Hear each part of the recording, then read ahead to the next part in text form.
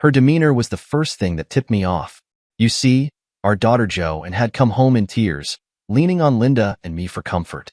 She had been unfaithful to her husband, Jack, and now she wanted me, her father, to step in and persuade Jack to forgive her and give their marriage another chance. Joanne reasoned that nearly 90% of men had been unfaithful to their wives at some point, and Jack probably wasn't an exception. After all, he was charming and good-looking, constantly surrounded by women who admired him and vied for his attention. Have you ever actually caught him doing anything unfaithful? I asked. He is attractive, and women like to be around him, but that doesn't mean he's cheated. What on earth made you decide to betray him? It wasn't intentional, Joanne admitted.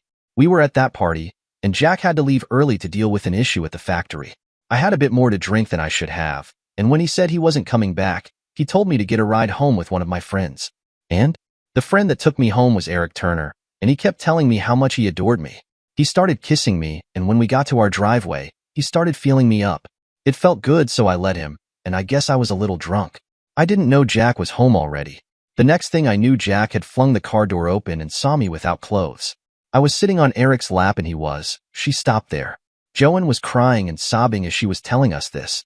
Joanne, if you think I'm going to side with you or interfere, I'm not. I thought your mother and I taught you better than to cheat on your husband. Your mother and I have been married for 30 years, and if she did that to me, I'd toss her butt out. It would rip me apart, but I would feel I had to, just to keep my self-respect. Come on, Daddy. You must have been tempted in the last 30 years, haven't you? Sure. Several times tempted, that is. But there has to be mutual respect between loved ones. Do you think your mother has ever gone out and got laid and been unfaithful to me? There was total silence. I hadn't looked at Linda while I was berating Joanne. The silence brought me around, so I was staring at my wife. She was pale and looking at the floor. Linda, look at me. She couldn't. I got up and left the room. I went out into the kitchen. Joanne was still crying when she came to get her coat. Joanne, did you know your mother has been unfaithful to me? Now Joanne wouldn't look at me. So, I could conclude she probably did know. Like mother, like daughter. Get the hell out of here. I know just how Jack, that poor scumsucker, feels. I hope he kicks you out for good. I went back into the living room, and this time Linda looked at me. I'm sorry, David. Can you forgive me? I think you were sorry I found out. Evidently Joanne knows what you've done. Can you imagine how I feel about that? Every time she came over, she probably looked at me with pity. Well, I know about it now, so all we have to figure out is what is going to happen next. Can't we go on just like we have been? I still love you. I can't. There are too many that know about it. You, Joanne, probably Jack, your lover, and all of those he most likely bragged to about getting into your pants. No, no, no. I have never denied you anything. I've given you all the sex and love you wanted. I've raised your children, kept your house, attended your functions, and been by your side whenever you needed me. How about trust, honor, and commitment? Did I have those too? I thought I did, but apparently I haven't. I guess the only thing for me to do is leave. You had better get an attorney to represent you. I will try to be as amicable as possible through all of this. If you could read my mind right at this minute, it would make you afraid of me. I walked upstairs and started packing a suitcase. I had traveled quite a lot, so it only took me a few minutes to decide what to take. When I came back down, Linda was still sitting where I left her. Don't you want me to tell you about it and how it happened? No, I don't. You must have been willing, because I know you don't drink, so you can't even use the same excuse that Joanne has. I'll have my lawyer call you, so you can tell him who you have retained. God, Linda, I admit I have been happy with you, but I don't see where I could ever be again. You better tell Jason. Joanne most likely will, but he better hear it from you. Boy, is he going to be hit hard when he finds out both his sister and his mother have been screwing around. I left before Linda could say anything more. I sat in the motel room thinking back over my life. I suppose I had an easy time of living up until now. My folks were upper middle class, so I had been able to have a good education. Everyone always said I was too serious, but people knew where they stood with me. Not that I am overly righteous, and I didn't feel that way about this situation with Linda. You had to have some rules to live by, though. Marriage to me was a solemn and serious affair, and when I took the vows, I knew I would keep them and everyone else should too. What made Linda think she didn't have to? She was a grade school teacher. Christ, she taught the kids to adhere to rules every day. If they didn't, they were punished. This guy that she didn't deny having an affair with must be something. Did I want to know about him? That was a definite no. I might find out he had a bigger tool, gave her better climax, or treated her better than I did. I don't see how he could, though. All the time we have been together, I have thought of Linda first in everything, including sex. My thoughts turned directly to Linda. She was an attractive woman 49 years old, keeping herself toned and groomed. But then I kept myself that way too. Neither one of us would have any trouble finding another companion. Wait, she had already found hers. It was only me that would be looking. As I sat there still thinking about her, I decided that I didn't feel the same about her as I did just 2 hours ago. It was a big loss and it left a hole in my heart, but I hoped that would close after a while. The love I had for her would last for a long time. It just wasn't as strong as it used to be. Jason and Joanne, our kids, I'm sure would pressure me to stay married to their mother. Maybe not though. Joanne at least knew of her mother's affair. Maybe she thought Linda was traveling down a better road away from me, instead of with me. Well, I would deal with this the same way I did everything. Wait and see what developed and then choose the best alternative. I called Alex, my attorney, Monday morning and said I wanted a divorce from Linda. He questioned me extensively as he was not only my lawyer but a friend of both of us as well. I told him I didn't have any proof. He said whoever Linda chose for a lawyer would advise her to fight the divorce. I said there was no way that Linda could get my love back, no matter how hard she fought for it. I said I would be fair in any settlement and would split everything down the middle. So besides the paperwork, that was the main goal for him. My secretary took calls from Alex, Jason, Joanne, and Linda in the afternoon. I had directed her to tell them to call my motel in the evening if they wanted to talk to me. Jason, Joanne, and Linda were waiting for me when I reached my motel. Dad, can we talk in your room? Mom knows she has wronged you, but she is hoping you can get beyond this. We can talk, but she is going to be disappointed. We went up to my room on the second level. Did Jack take you back, Joanne? I begged him to, and he said I could come back, but I would have to stay in the guest room until he makes up his mind. He won't sleep with me either. Tears were in her eyes. Well, good luck. If you beg hard enough and really intend to remain faithful, he might. Linda was given some hope over what I said to our daughter. I soon dashed her hopes. You made a mistake. Maybe Jack can live with that. I can't though. I'm just not made that way. David, if you come home and I sleep in the spare room, can't we resolve this? I haven't made up my mind yet. First, who did you have an affair with? You don't know him, so you don't need to know his name. Where did you meet him? At the teachers' convention. When? 27 years ago. How many times have you been in his bed? I'm not going to answer that. Haven't I told you enough? I admit I had sex with him. What more can I say? I sat there looking at my wife. Then the thought struck me. There is a teachers' convention every year, and Linda went to them all. Was that why she wouldn't answer? I had to know. So, you have had sex every year for the last 27 years with him at the convention. Is that right? Her head came up with that. Not every year. If you must know, I missed too. It looks like I am going to miss this year too. I'm so ashamed of all of this. I didn't realize what it looks like until it has been brought out into the open. David, come on. You were never hurt by this. Remember the great sex we have when I get home from the convention? Both Jason and Joanne were conceived in those sessions. I wanted to hurt, suspecting that great sex with me was her remembering the time with her lover only a day before. Or they were conceived a few days before you got home. It looks like that could be a distinct possibility. That got to her. We took precautions. It did not happen. Jason and Joanne are yours. You have to admit I have reason to doubt you. Right now I don't even know why I'm talking to you. I've got a 304 for a wife, and you want me to forgive you and for me to forget about what you have done. Bullshit. I said to Jason, I hope you are my son. I don't know what I would do if you aren't. What about me, Daddy? I'm your kid too. I know I am. Well, why don't you act like it then? Joanne, you know I love you, but what you've done to Jack breaks my heart. I'm sorry, Daddy. Please talk to Jack and make him forgive me. I couldn't do to him what Mom has done to you. I promise I'll be true to him forever. Okay, Pumpkin, I'll talk to him. You two kids go along. I want to talk to your mother. I'll see that she gets home. I got a hug from Joanne and a handshake from Jason. Linda sat very still on the bed watching this. When they left and I could see their car leave the parking area, I turned to my wife. They are great kids. I hope Joanne does what she says she will. 2 304s in the same family would be too much. Even if the kids aren't mine, I love them. David, stop calling me a 304. 3 nights out of a year does not make me a 304. What am I supposed to call you? Maybe a loving wife that only cheats a little. How would that be? You might as well take me home if all you are going to do is call me names. We've always been able to talk without being nasty to each other. Okay, I'll try. You have to know how I feel about this and realize how much you have hurt me. I didn't realize before, but I'm beginning to.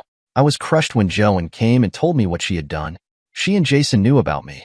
I thought her knowing about me would keep her from doing the same thing. How long have they known? 2 years ago, they came to the convention to visit. They found a man in my room, and I couldn't cover up what we had been doing. I made them promise to never tell you. As far as they know, I haven't had him in my room since. What should I know about this man? If you have been cheating with him for 27 years, he must be really something.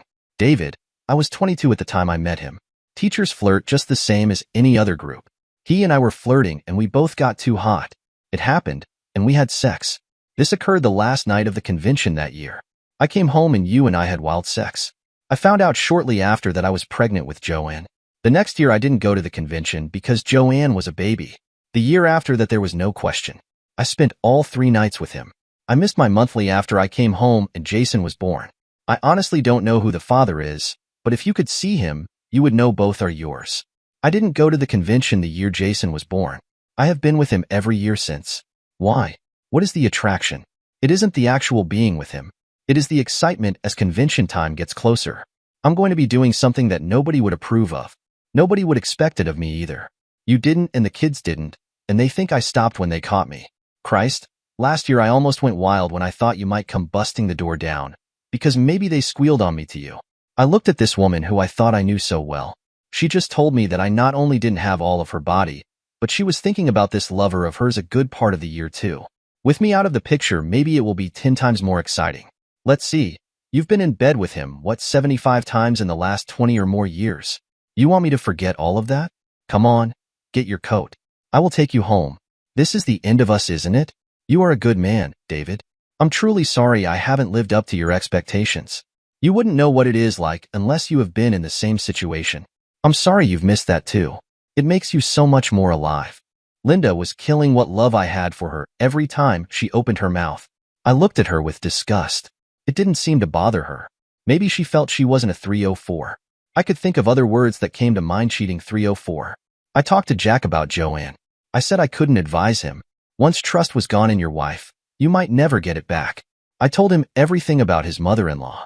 I said if she had come and confessed after sleeping with the man the first time, I might have kept her and tried to rebuild the trust. After 27 years of her cheating, it was impossible for me to even consider it. We got drunk, and it was me that half carried him home that night. He slept on the floor, and I slept on his couch. Joanne had evidently called her mother and cried on her shoulder, for Linda was there for breakfast in the morning. She really lit into me and had a screaming fit, saying I was not helping to get things squared away between the young folks. I just got up and left. I didn't even answer her. Weeks went by. Jack did let Joanne back into his life. I was glad for them. A few months later, Joanne told me she was going to have a baby. Both Joanne and Jason kept close watch over me. They were uncertain who their father really was, me or their mom's lover. It made me feel good that they wanted me to be the one, and I became closer to both. Jason found a girl, and she is a lovely thing. They make a cute couple and are so much in love. I look forward to her being my daughter-in-law. I see Linda rarely and always go out of my way to be civil to her when we do meet. Jason told me that she didn't go to the teachers' convention this year. I told him it was nothing to me either way. Linda and I did split our assets pretty fairly. The house where I had spent so many happy years with Linda was sold. I almost made a bid on it, but then I thought of living there and remembering that when Linda was with me, she probably had her mind on her lover. Joanne and her mother talk a lot. Joanne told me that the man Linda shacked up with was married and had a family just like she did. They had made a pact to never contact each other during the year, waiting for convention time to come together, and only then. There were times when being divorced from Linda would come back to hurt and haunt me. We had 3 restaurants that we had frequented as a couple through the years. The first time I saw her there at dinner with another man compounded all of the pain of her unfaithfulness. I controlled my feelings and spoke without rancor and was pleasant when introduced to her date. It was an uncomfortable situation, and I was glad when dinner ended and I could escape. I hated her more right then than I did all through the process of our divorce. It was different when I invited one of the teachers she worked with to dinner. We were placed at the table next to where she was seated with a female friend. Linda couldn't handle the situation as well as I had and never finished her meal, going to the powder room and never coming back to her table. Odd, but I didn't derive much satisfaction out of the pain I knew she must be feeling. I guess we both picked different establishments to dine at, for we never ran into each other at a restaurant again. We did of course meet at family get-togethers, and over time we came to be at ease with each other, but the memory of cheating lingered. My life took a sudden turn. I was in the grocery store. I was going through the checkout behind a boy that had 2 candy bars. I saw him pocket a prepaid phone card. He paid for the candy. He was going to walk out without paying for the card. Son, you have to run that card through the checkout. Give it to me, and let me pay for you. You wait for me, and I'll walk out with you. His face was bright red, but he waited for me. That's how I met Brian Raymond. When we got outside, I handed him the card. Tell me about it. You were going to steal that card. There was a clerk on the next counter that was watching you. You would be going to jail right now if I had let you walk out. Thanks, mister. I know better, but Mom is in the hospital with a broken leg. I wanted to talk to her. I don't have any money to go see her, and I thought I could call her. What hospital? The one on the other side of town. Mercy Hospital, I think. Sis cries every night because we know Mom is worried about us, but we have no way to see or talk to her. How old are you and your sister? I'm 16 and Wendy is 14. She is really afraid of staying alone, but so far no one has bothered us. Mom won't be home for another week or more, the last we heard. These kids were up against it. Where is your father? He was killed in Iraq. Mom is waiting for the government to send us some money. I just hope it comes before we lose our apartment. Would you like me to take you and your sister to see your mother? I can tonight if you want. I don't know. Mom doesn't like us talking to strangers. Why don't you call her, and you can tell her my name. I'll give you my wallet, so you can see for yourself who I am. Here, takes my cell phone. It already is programmed for 911. If you think I'm doing anything wrong, just hit the button. I really would like to help you. Okay, I guess I can trust you. We have to go to Aspen Grove Road to get my sister. She will have the door barricaded. I wish we didn't have to live there. Mom broke her leg falling through the porch, and it is a compound break. She is also worried how she is going to pay her Jack at the hospital.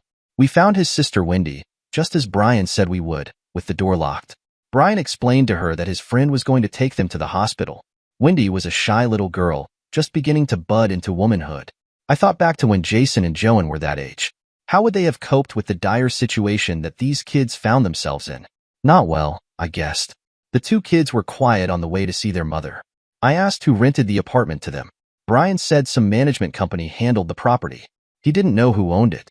When we got to the hospital and found which room the woman was in, I stayed out in the hall until Brian explained how they were able to come to see her. In a few minutes, the woman, whose name was Margaret, asked Brian to find me so we could meet. I came into the room to meet Kathy Raymond. She appeared to be 10 years younger than me. I couldn't tell much about how she looked, lying in the hospital bed as she was. She did have beautiful raven hair. Wendy was combing it as she talked to me. Thank you so much. I worry about Brian and Wendy, and I'm lying here and can't do a thing about it. Wendy is so scared living where we do. It is the most terrible place to be in. I'm David Collins. Finding out how bad her situation was, I made a sudden decision. I have an empty camp that is livable and in a better section of town. When Dad bought the cabin, it was a hunting camp. Now the city has grown up around it, and it is right in the middle of a working-class neighborhood. You are welcome to use it until you get well. It is still a camp, but it has everything except bedrooms. The sleeping quarters are 2 double bunk beds in 2 different rooms with 1 other room with a single bed. So, it sleeps 8 people comfortably, plus 1. It has a big kitchen living room combined. It looks kind of rustic from the outside, but is nice inside. My family all use it as a place to get away. I have 2 kids. Joanne is 24 and pregnant with her first child. And there is Jason. He is 22 and has a fiancé. I hesitated. No wife? This from Kathy. No, but I do have an ex-wife. We get along pretty well, and she is often at the camp with the rest of the family. She teaches school over on South Street. I could tell this woman was interested. The kids would have to attend a different school. How could they get switched over? I would love to have them get out of this place. That shouldn't be a problem. I am well known to most of the administrators, mostly through my wife. I could take Brian and Wendy around tomorrow and explain the situation. A few phone calls, and they should be all switched. How much is this going to cost? I don't have any money and I always pay my Jacks. It will take me forever to pay off the hospital as it is. Kathy looked worried, but didn't shed any tears, so I knew she wasn't one to play on another for sympathy. Let me tell you a little about my situation. I'm 50 and I live in a 2-bedroom apartment. I'm a financial advisor at one of the major banks here in town. I don't have many expenses for I haven't started dating since my divorce, so what it would cost to help someone out wouldn't hurt me at all. If you wish I can keep track of what I spend, and when you are in better financial shape, we can talk about it then. You said you were divorced. Is there anything in your past that I should worry about? I mean with Brian and Wendy being young and all? You're asking if I'm a pervert. No, I'm not. You can call anyone in my family and they would say I'm too straight, if anything. That includes calling my ex if you want to. I'll leave all the numbers with you anyway. That way if you need to get in touch with me sometime, you can call them. If I'm not at my apartment, I'm usually over at my daughter's. I'm the one going to Lema's classes with her. Jack, her husband, kind of shifted that duty onto me. Why are you taking the trouble to do this for us? To be honest, I don't really know. I don't know why I spoke to Brian earlier either. When he told me what kind of a situation you were in, I decided to help. I have raised 2 children of my own, and sometimes they made mistakes. I'm thinking I showed them the right way to go. Yours are at a crossroads. I'd like to see them take the right fork. People like you don't help someone like me very often anymore. They are out for something for themselves. Let's just say I may be a throwback to an earlier and better time. That is what my ex-wife would tell you. I'd like you to trust me. I'm going out to the waiting room. You can talk it over and Brian and Wendy can give me your decision. Anyway, Kathy Raymond, it has been a pleasure meeting you. I reached over and grasped her hand, saying goodbye. Brian and Wendy joined me almost an hour later. It was getting time for visiting hours to close. Mr. Collins, Mom would like one more word with you before you go. I went back to Kathy's room. Mr. Collins, I'm putting my trust in you. Brian told me what he did and what you did to save him from all kinds of trouble. If you would do as you said you would do about finding a safe place for them, I will be very grateful. Okay then, this is good. I'll tell you what I'm going to do tonight. I'll swing out by the cabin so they can see where they will be staying until you get out of here. Then I'll get them something to eat. It will have to be fast food, as it is late. I'll take them to my apartment and give Wendy a room and settle Brian on the couch. Brian or Wendy will call you from there before they go to sleep. Wendy can have my cell in case she wants to call anyone. I'm telling you all of this so you don't have to worry. Will that be all right? That's great. I am putting a lot of trust in you, and for some reason I feel I can. Thank you. I heard Wendy talking to her mom again in the morning. When she came out of her room, I looked at her and then at Brian. You two need something better to wear to a new school. We'll go by Target store and get a change of clothes for you. Then we'll get you into school. I'll pick you up this afternoon, and we can go get some of your things from Aspen Grove Road. I was glad to see that Wendy chose some attire that was as conservative as I could wish, a simple blue skirt and white blouse. Brian had new jeans and a t-shirt. I had them enrolled and into a class by 10 o'clock. I got on the phone to Alex, the attorney who handled my divorce. Alex, would you find out who owns the slum tenement on 149 Aspen Grove Road?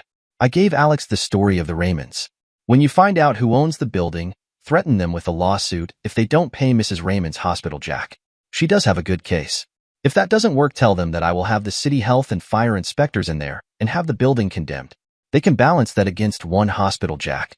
Damn, David. Are you turning into a bleeding heart liberal and going to save all the downtrodden of our poor city?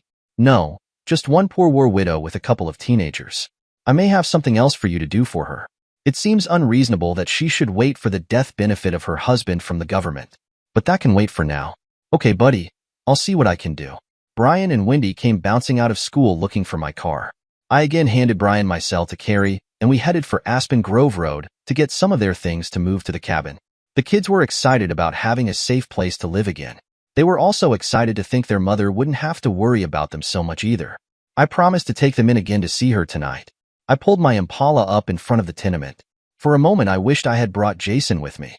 I never went down into this section of the city. It should be safe enough in the middle of the day, but you wouldn't catch me here after dark. I was helping Brian and Wendy pack stuff in garbage bags as we didn't have enough boxes. When we had most everything except a few clothes, Brian and Wendy started carrying the bags out and filling my car. The second trip they took, I heard a commotion and Wendy screaming. The door was open and I could see her struggling with a good-sized youth or young man. There was a baseball bat beside the door jamb that Brian had pointed out to me when we first arrived. I picked it up and flew out and down the steps. I could see that Brian was down and was being pummeled by another boy. There were 3 boys or men that were concentrating on trying to get Wendy into a beat-up old car. I launched myself at the nearest kid, flailing at him with the bat. I actually heard his ribs break when I connected. I got in a glancing blow at another one's head, and he dropped like a dead ox. The other kid that had Brian down climbed onto my back, hitting me with his fists. Wendy had lost her top and was trying to get away, losing her skirt in the process. I kept coming at her abductor, and I got in one more blow before I stumbled. It was enough to make him let go of Wendy. That one turned and headed for the car. I swung with all my might and connected with one of his knees. He was the one screaming and down now.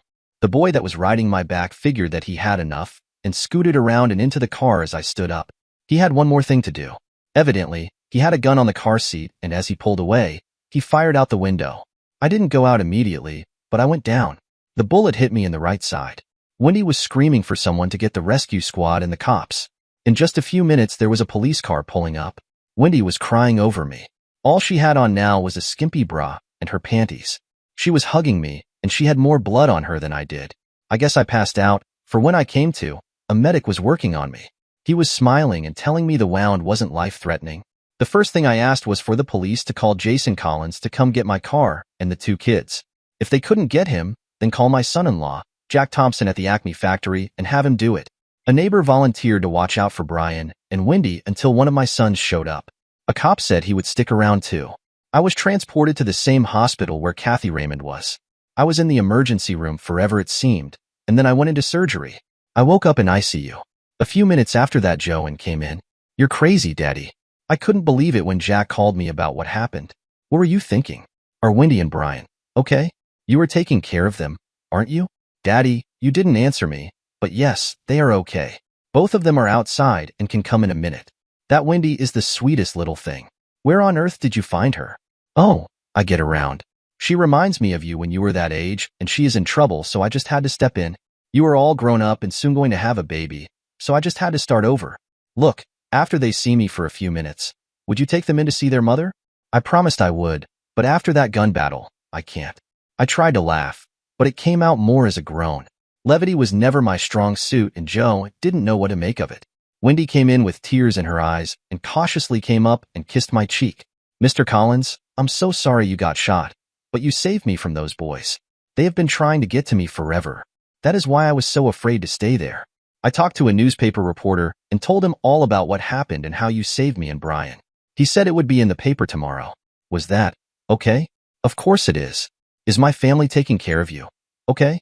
Joanne is going to take you to visit your mom. I'm staying with her tonight, and Brian is going to stay with Jason. They are as nice as you are." Jason came in. "Christ, Dad, what were you thinking? You can't go down into that section of the city alone. You've lived here long enough to know that. What's with the kids anyway? All they will tell me is that you saved them." "Well, I did, I guess. Their whole family needs a hand for a while. I think we can do that." "How bad is this gunshot?" "The doctor hasn't talked to me. Not too bad really, considering." "Oh, and you don't have to worry about the guy that shot you. He died in a car crash while being chased by the police. It'll be in the paper tomorrow. The other 3 have various broken bones." "When did you get so violent anyway? I never have seen you like they say you were. Even when you were the maddest at Mom, none of us suspected you could do what you did today."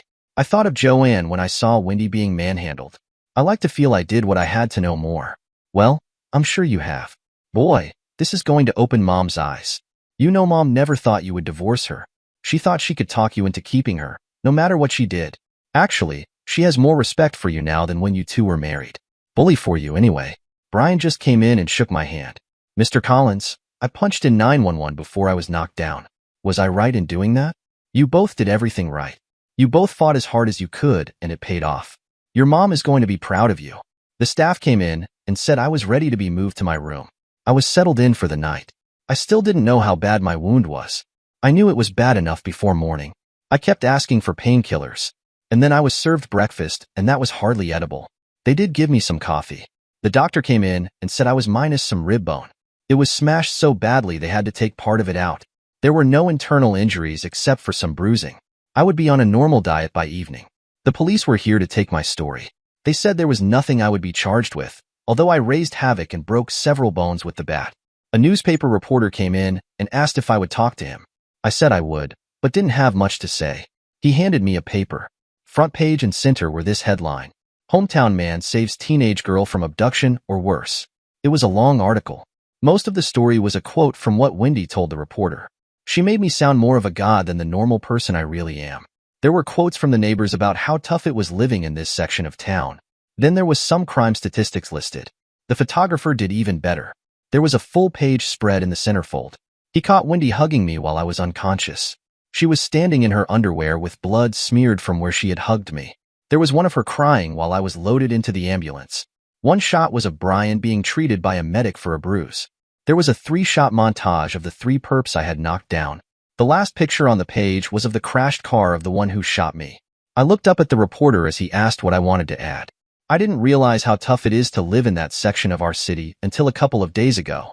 I avoided going down there because I had heard it was rough, but I know how bad it is now. There has to be a lot of good people trapped in the same situations as the Raymonds are. I saw a chance to help a couple, but what about the rest? It is sad that the city condones such situations. These two kids are willing to work to earn a little money, but when they are afraid to come out of their house, they can't. Do I have anything to add to your article? Not really. I just saw a chance to help someone and I was able to. Maybe someone else will see a way to help someone. If they do, seize on it. It is a great feeling. The photographer came in and snapped my picture, and the reporter said congratulations and hoped my recovery was swift and painless. Yeah, right. There was a light knock on the door, and it opened wide, admitting first a leg in a cast, and then Kathy sitting in a wheelchair. She was all smiles when she saw me sitting up and wide awake. Hi, Mr. Collins. When you set out to protect me and my kids, you go all out, don't you? If I could reach you, I would kiss you. Consider it done anyway. I read the paper, and you are some kind of giant in my book. Tears of happiness filled her eyes. I thank you, but you have to remember that what you read in the paper was taken from an impressionable 14-year-old girl. The result is the same, isn't it? No matter who wrote the story, the results are in the deed. Anyway, I'm thankful. I was very doubtful of you at first. I'm glad you convinced me otherwise. You wouldn't be a parent if you didn't have concerns. It shows how you feel about your children's welfare. I am the same with mine. There was another little knock on the door. I looked up as Linda came in, looking concerned. Hi, David. How are you? She came over and pecked me on the lips. Damn you. What were you thinking? If you're going to save humanity, can't you find some place where you aren't going to get a bullet in your butt? This made me want to laugh, but I knew it would hurt too much. Linda, may I present Kathy Raymond? It was her kids that were with me when I got shot. You will have to meet them. They are as nice as Jason and Joan. In fact, I think Joan had Winnie with her last night and Brian stayed with Jason. Kathy, this is my wife, I mean ex-wife, Linda Collins. I watched as the two women examined each other as women the world over were wont to do. Linda was tall, thin, and well put together. I didn't know what Kathy looked like yet, but I liked what I could see. For a minute I could see into Linda's mind. David, I had someone take over one of my classes so I could come see how you were. I have to leave and get back to school. I still think you were crazy, but I'm glad you are going to be okay. This was the woman that I had been married to for 30 years. The kiss she gave me was more like the one I would have received if we were still together. Kathy turned away so as not to be intrusive for what she knew was going to be an intimate moment between Linda and I. Kathy followed Linda out of my room. Before they were out of my hearing, she told her what a lovely daughter we had. She hoped that Wendy would be as nice as Joanne was when she matured. Joanne came in with the two kids after school. Kathy wheeled in with them. Wendy came right over to me and kissed me.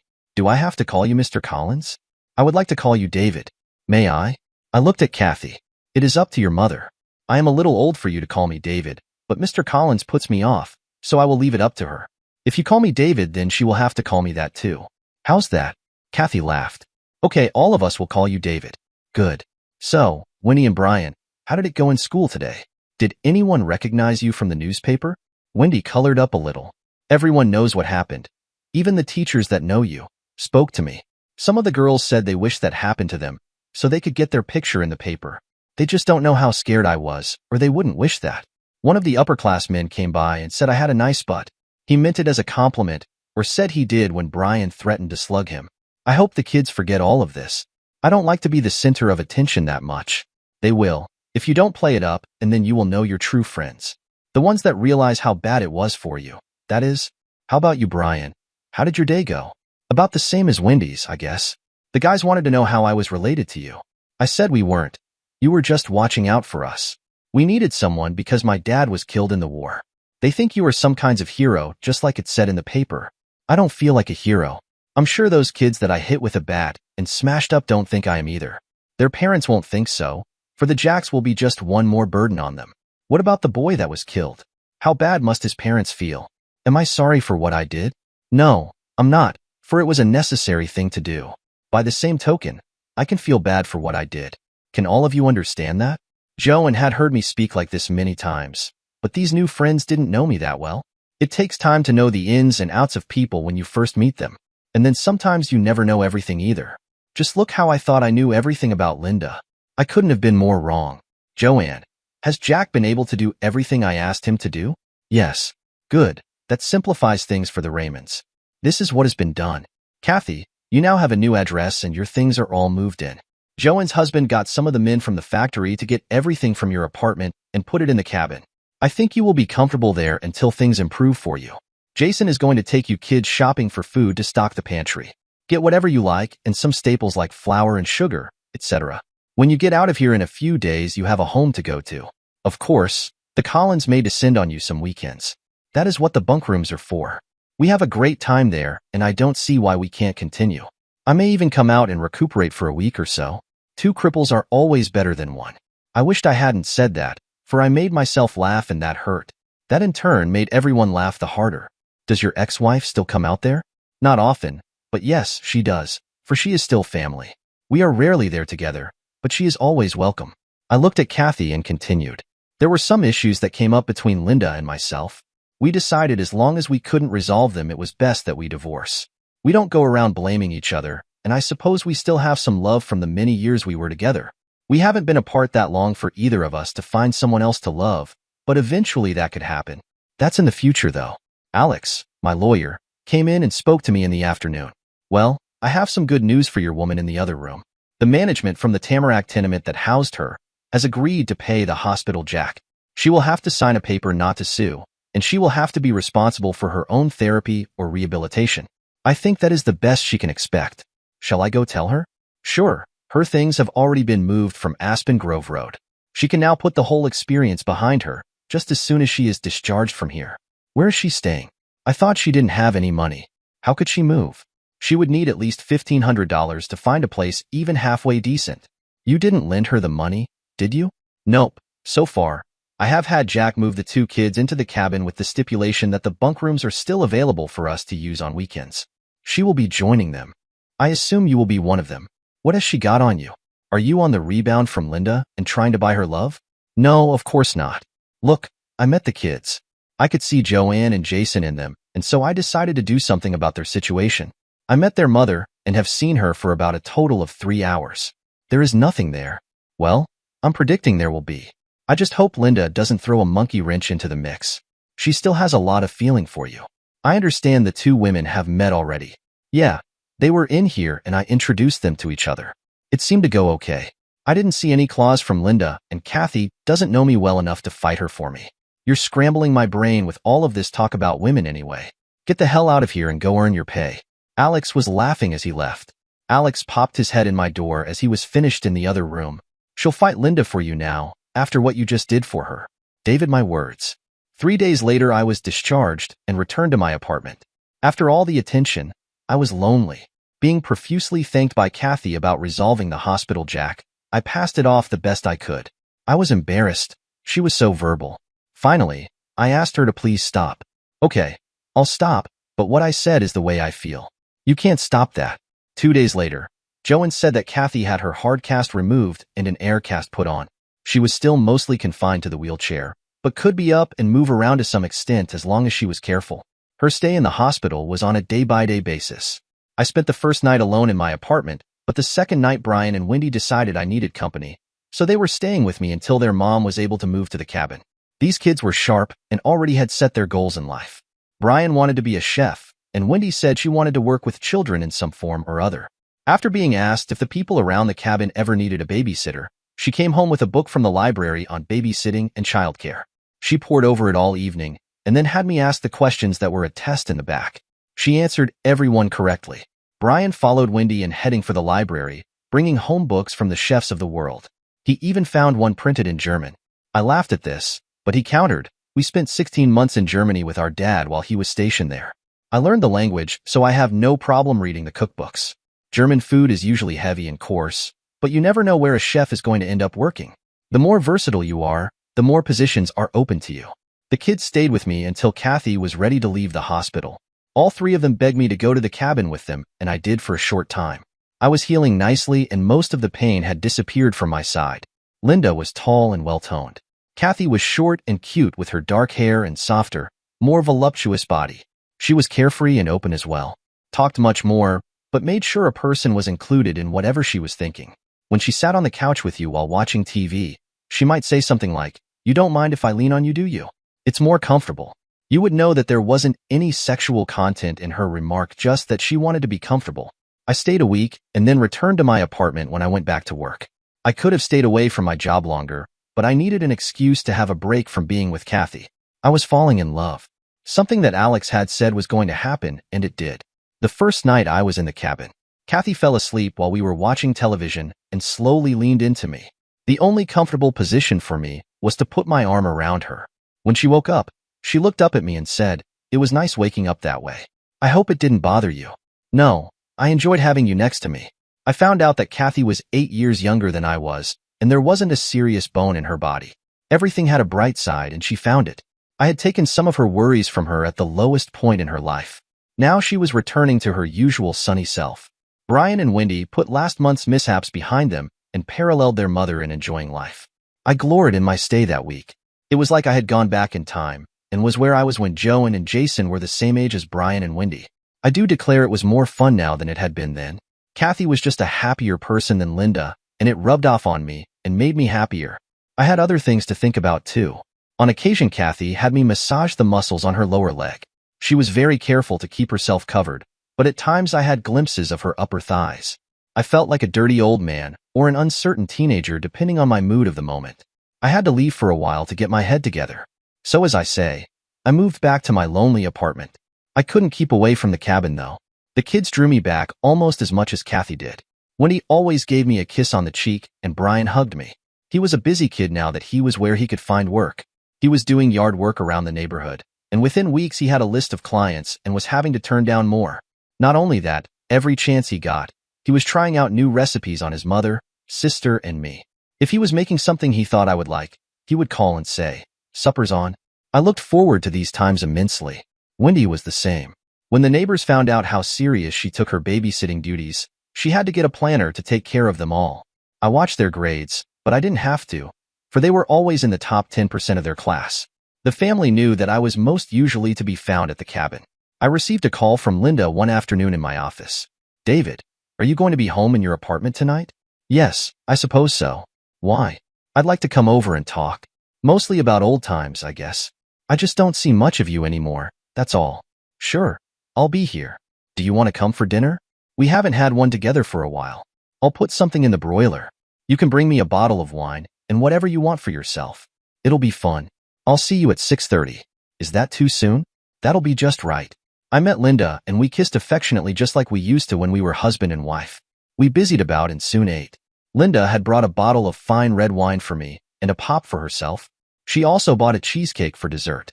I went light on the wine, having only one glass. Over our coffee, I asked, "What's up, Linda? You act like you were trying to seduce me." "Up front, David, I am. I'd like you to make love to me. I also want to see if I made a mistake 27 years ago. If there is no more excitement in our lovemaking than there was all of our time together, then I will know it wasn't a mistake for me to cheat on you. I know I'll be using you, but you called me a 304, so tonight I want to be your 304. I'll know for sure what I am before the night is over." I did my best, but the thought of Linda cheating on me for so many years put me off. What I was doing with Linda wasn't even pleasurable. I gave up. Later after a shower, we lay down together and talked. We did a lot of reminiscing about Jason and Joanne. Linda started giggling. We just tried to make love thinking about someone other than whom we were having sex with. Now don't tell me you weren't thinking of Kathy. I knew then that she had it all wrong. I wasn't thinking of Kathy. I was thinking of her with her lover. I didn't say anything. She then drove the nail in deeper saying, "I know I was thinking about Gary." "Gary?" "Yes, Gary Brown, the man I had sex with once a year for more than 20 years. He called me the other day, the first time ever. He missed me at the convention last year when I decided not to go. He wanted to know if I was all right. He told me his wife had died a few months ago of cancer. He asked if I would meet him. I told him that I would call him back soon." She paused. "Do you hate me?" "I should. Really, Linda, you hurt me terribly. I trusted you, and you threw that away. Tonight has been the first time I feel you have been honest with me. There isn't enough love between us now for me to hate you." I thought about what she had said to me one time. "Are you as excited as you used to be waiting to meet him at the convention?" "Yes, the very same. Can I tell you about him? It is something I want you to know. Maybe you will understand me a little better and why I chose to cheat on you. I'll admit I am curious, although I have tried not to be. Okay, but first I want to tell you how I have perceived you and why I have wanted to stay married to you. You are tall and handsome, and I've always been proud to stand at your side. You keep yourself well just as I keep myself. You have the classic features that are every woman's ideal. That said, I see you as a little too rigid and unbending, and always in control of yourself and your actions. Gary is much different than you. He isn't any taller than I am and kind of soft and cuddly. He does have a very deep laugh, and that is what first attracted me to him. When it booms out, there is a timbre to it that sends shivers all through me. I heard it the first time from way across the room when I was standing in the convention hall. I made my way in that direction and had to wait until he laughed again to find out who I had heard. Later, he was at my table for dinner. I guess he was attracted to me as much as I was to him. That part is history. There is no doubt in my mind that Jason and Joan are sired by you. I met his family about 10 years ago when they came to the convention for the oldest boy's birthday. He has 3 children, and they all look like him, and I almost feel sorry for the girl. She is so homely. It is a crime. But she doesn't realize it, or if she does, she chooses to ignore it. That actually makes her quite sweet. His wife was a little, sharp, bird-like thing and micromanaged all of their lives. She kept telling the children, then in their late 20s, to sit up straight and look intelligent. Gary let out his laugh once at the table. She told him to hush. People would be looking at him. I guess living with her was a bitch. It was natural when Gary and I got together to let our hair down and enjoy each other. We put our spouses aside and had fun. Can you blame me for thinking about him from year to year? When the convention was over each year, we came home and resumed our normal lives. Never once have I dishonored you, or wanted to when I am with you. I honestly believe I have been a good wife to you. You have called me a 304, but I don't feel I am, and never in God's world have I wanted to hurt you. I have had a chance to watch you and Kathy together when you weren't aware of being observed. I think you are in love with her, and I know for sure she is in love with you. Bend a little and do something about it. Find that excitement that I feel when I hear Gary's booming laugh from across the room. It is something a person can't describe unless it happens to you. Don't be too sure about that, Linda. I had a taste of excitement when I picked up that bat and went out to save Wendy. I didn't care what happened. I could have been killed, but I was so excited I embraced it without thinking. I imagine it was the same when you were cheating, and your whole world could come crashing down if you were exposed. I get much the same feeling thinking about Kathy. Throw caution to the winds then and go for it. You will see how much more alive you will feel. Does anyone have to know about tonight? Even Joanne or Jason? No. I wouldn't want them to read something into it that isn't there. I think we can be friends, David. You are a great person, and I don't regret being married to you for so long either. I am hoping someday you feel the same way about me. I never intentionally meant to hurt you, and I'm sorry if I have. We did have a pretty good life together, but it isn't what either one of us need now. Am I right? That is the way we parted. Within a week, things changed suddenly for me. I had charged Alex with trying to find out why Kathy hadn't had her husband's death benefit paid out. Apparently, it was a clerical error and Kathy would be receiving what was owing her shortly. This was due to Alex contacting people he knew and the pressure he put on them to find out what the problem was. Kathy got a letter of apology and Alex said it was as good as the money in the bank. I got kissed all over my face, and when she stopped, I looked into her eyes and kissed her back. Where did that come from? That came from the first time I met you while you were lying in bed worried about Brian and Wendy. I wanted so to kiss you and tell you things were going to work out for you. Show me again how you wanted to kiss me. I very gently brought my lips to hers and kissed, savoring the new, soft feel of this woman that I had become enamored with over the past few weeks. Kathy clung to me, molding her body against me. Looking up at me, she said, "You aren't toying with me, are you?" I couldn't stand it if you were. No, I wouldn't do that to you or anyone. It just isn't in me to be that way. When I kiss you, you can be sure it is for real and for you, only. What you are saying, I hope, is that you love me. Kathy made a question out of this. Yes. I lay awake at night thinking about you. What about Linda? How will she feel about this? She is always going to be around. Won't she be jealous, and won't you feel a little intimidated? No. Look, I was never going to say anything, but a week ago Linda had dinner with me in my apartment. We were both looking for closure after the 30 years we were married to each other. Linda told me up front she was there to seduce me. I went along with it for a while. She thought all along I was thinking of you. I wasn't then because I knew she was thinking of her lover. I was thinking of him too, and I hated him. My thoughts of you came later when we laid down next to each other and talked. We talked about all the time we were married, both the good and the not so good. She told me about this man of hers. The man called her at her apartment, the first time in nearly 30 years. He said he was now a widower and wanted to know how she was. She hadn't given him any details about herself when they talked. I believe he knows about her being divorced by now, for she was going to call him the next day. Linda also said she watched you and I together and came to the conclusion that you loved me and that I felt the same about you. Do you think Brian and Wendy will accept me as their stepdad if I ask you to be my wife? The kids have noticed the same things Linda did, Kathy said with a smile. They keep urging me to nudge you along, even if it means seducing you. Jason and Joanne are also wondering what's taking you so long. Well, I guess it's time I propose then, I replied. I was kind of hoping I'd have to seduce you first, she teased. But I'll say yes, and then seduce you anyway. As Kathy said this, she started unbuttoning my shirt. 2 months later, Kathy and I were married. But before our wedding, something unexpected happened. Linda disappeared for a week, and then one evening, I got a call from her. David, she began, her voice brimming with excitement. Please tell the kids that their mother's name is now Mrs. Gary Brown, and that I'm very, very happy.